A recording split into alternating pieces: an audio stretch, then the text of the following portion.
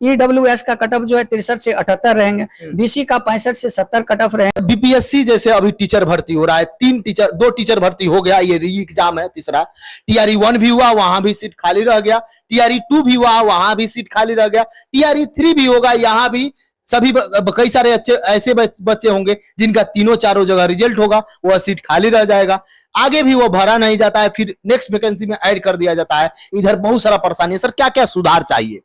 देखिए, हमारे हिसाब से बीपीएससी को जो है सो 3-4 सुधार करने की जरूरत है, जिसमें पहला सुधार है कि मान लीजिए कि ये जो खाली रह जाता है सीट, ये बहुत बड़ा नुकसान है, क्योंकि अभ्यर्थी आपको सालों साल से तैयारी करते हैं और उनके लिए एक एक दिन जो है सो महत्वपूर्ण होता है, क्योंकि जब तक वो सफल नहीं होते हैं, क्योंकि परेशानी होती है, फ्रस्ट्रेशन होता है, पढ़ाई होता है, खर्च होते हैं। तो इसीलिए मेरा मानना है कि बीपीएससी और जो शिक्षा विभाग है, ये दोनों जो है सो आपस में एक कोऑर्डिनेशन करें, इनको जो है सो व्यवस्थित करें और इस व्यवस्था को दूर करें। और इसके लिए जो मेरा अपना सुझाव है वो ये है कि इसमें एक रिजल्ट और एक कैंडिडेट की व्यवस्था लाई जाए, मतलब 1 रिजल्ट 1 कैंडिडेट। इससे क्या होगा कि कोई भी व्यक्ति, तो मान लीजिए एक ही जगह से नौकरी करेंगे, अगर उनका रिजल्ट हो गया 4 जगह से और 4 जगह से हो गया तो 3 जगह तो खाली हो गया। तो इस स्थिति में 3 जगह के जो बच्चे का पद खाली रहा, वो आगे लोगों को भविष्य में नुकसान पहुंचाता है। कैसे लागू करेंगे? बहुत सारे लोग ये सोचते हैं कि लागू कैसे होगा, मान लीजिए 11th-12th में गए, उन कागजात नहीं मिला है अब उसको, तो इसलिए पहला तो 1 सीट 1 कैंडिडेट का जो है व्यवस्था है। अब यहाँ पर सबसे बड़ी बात है कि अगर किन्हीं भी लोगों का हर जगह सिलेक्शन हो गया, उसमें बहुत सारे ऐसे लोग होते हैं जो सभी परीक्षा के लिए पात्र होते हैं, कुछ लोग होते हैं जो अपने परीक्षा के लिए पात्र होते हैं, जो सभी लोगों चीजों के लिए पात्र हैं, वो क्या करेंगे, उनका सबसे पहले आप ऊपर से शुरू करिए, 11th-12th से जो है सो उनका काउंसलिंग करिए, उनमें अगर उनका उसमें हो जाता है, वहां पर उनका कागजात का वेरिफिकेशन करिए और उन डॉक्यूमेंट वेरिफिकेशन के बाद जो है उनका हो गया तो वहां उनको लॉक कर दीजिए, बाकी जगह का रिजल्ट जो है खाली करके फिर आप रिजल्ट दे दीजिए। फिर उसके बाद जो है 9th-10th में देखिए, 9th-10th में जिन लोगों का हो गया है उन लोगों को वहीं पर जो है लॉक कर दीजिए। इस तरह से आप अगर 11th-12th से लेकर के 1 to 5 तक पहुंचते हैं तो मेरा लगता है कि जो सीट 30,000-40,000 सीट खाली होता है वो रिजल्ट खाली नहीं होंगे।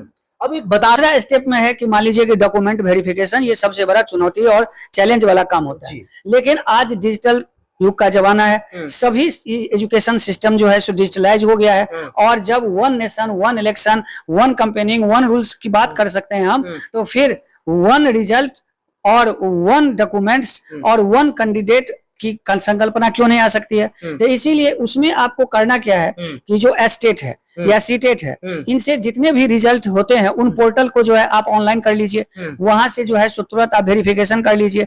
दूसरी बात, अभी आप जाति है, आवासीय है, आय है, सारा डिजिटल बना रहे हैं आप, तो डिजिटल जब बना रहे हैं तो डॉक्यूमेंट वेरिफिकेशन में मुझे नहीं लगता है कि बहुत ज्यादा समय लगने की जरूरत है, इसमें एक इच्छा शक्ति की जरूरत है और उस तरह से डॉक्यूमेंट वेरिफिकेशन के नाम पर रिजल्ट को रोकना ये अच्छी बात नहीं है। मतलब सर आपका, सर थोड़ा सा आप बता रहे थे कि बहुत प्रयास किए, बहुत सारे मेहनत किए, बहुत अनुभव है सर, आपका कट ऑफ एक अलग आ रहा है, उस पर थोड़ा सा बता दीजिए 1 to 5 से। सबसे पहली बात है जो कट ऑफ होता है, कट ऑफ और जो लोग एग्जाम देते हैं दोनों में अंतर होता है, दोनों की परिस्थिति अंतर होता है। जो लोग एग्जाम देते हैं वो उनके पास अपना सॉफ्टवेयर होता है और जब वही प्रश्न बाहर आ जाता है तो उसको बनाने के लिए सारे एक्सपर्ट होते हैं, कंप्यूटर्स होता है, गूगल गुरु का जमाना है, अब एआई आ चुका है, तो उस आंसर को बनाने में और एग्जाम को देने में दोनों में अंतर है। इसीलिए अभ्यर्थी से सबसे पहले हम आग्रह करेंगे कि आप जो एग्जाम हॉल में दिए हैं वही कट ऑफ निर्धारित करेगा, नहीं कि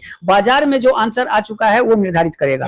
अब यहाँ पर हम लोग चलें कि मान लीजिए कि इसका कट ऑफ क्या रहेगा, तो जब लोग एग्जाम दे करके आते हैं तो उस समय में जो 100 बनाते हैं तो 100 के 100 रहते हैं। इन चीजों को बताने में हम 2-3 चीज आपको जो है सो जो आपका ध्यान आकृष्ट कराना चाहेंगे वो ये कि सबसे पहली बार की 28,000 प्लस जो है इसमें सीट है।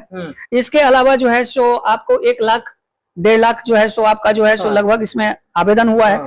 अब यहाँ पर आ जाइए, अगर हम इसमें आपको देखें तो अगर 100 नंबर या उससे प्लस बनाने वाले लोगों की संख्या होगी तो मान लीजिए कि 200 होगा, 300 होगा।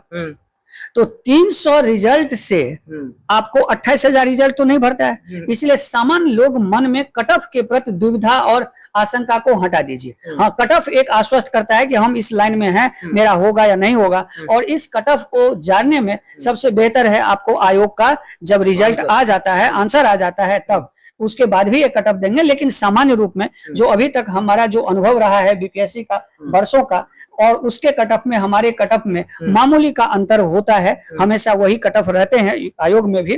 तो इस हिसाब से अगर देखा जाए तो मेरा मानना है कि जनरल का जो कट ऑफ होगा वो आपको 75 से आपको रहेंगे। ईडब्ल्यूएस कट ऑफ ये सारे मेल का आप बता रहे हैं, 75 से 80 जो है सो आपको जनरल के कट ऑफ। ईडब्ल्यूएस का कट ऑफ जो है 63 से 78 रहेंगे। बीसी का 65 से 70 कट ऑफ रहेंगे। ईबीसी का जो है 63 से 68 कट ऑफ रहेंगे। एससी का 55 से 60 कट ऑफ रहेंगे, और एसटी का जो है सो 56 से 62 कट ऑफ, ये हमारा अनुमान है। इसी तरह से अगर हम महिला वर्ग में आ जाएं तो आपको 70 से 75 जो है जनरल के, ईडब्ल्यूएस का जो है 68 से 70 रहेंगे, बीसी का जो है 60 से 65 रहेंगे, ईबीसी का 60 से 65 रहेंगे, एससी का जो है सो 50 प्लस 50 के आसपास रहेंगे कट ऑफ, और एसटी का जो है 52-53 प्लस यही कट ऑफ जो है सो रहेंगे। बाकी इस पर आप लोग जो है सो कमेंट करिएगा। साथ ही साथ जब आयोग का रिजल्ट आ जाता है उसके बाद भी जो है सो कट ऑफ का एक गुंजाइश बनता है।